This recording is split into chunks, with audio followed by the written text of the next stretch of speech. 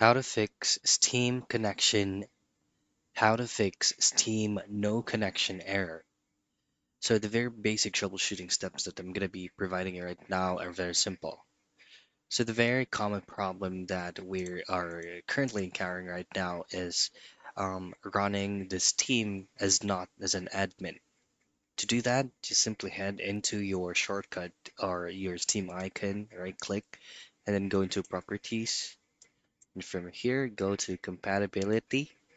And just to be sure, just choose on change settings for all users. Now in here, you need to enable or tick the box here that says run this program as an administrator. Hit on apply, OK, and OK for both. Relaunch your Steam client and check if it is already working. Now other thing you could do is open up your Steam, go into the Steam icon at the top left, go to settings. Now under settings, just go into downloads, scroll down a bit, and clear download cache and hit on confirm. Now, once you successfully clear cached from the downloads you have in Steam, all you want to do is to reopen your Steam client. Now, the last step is pretty basic actually.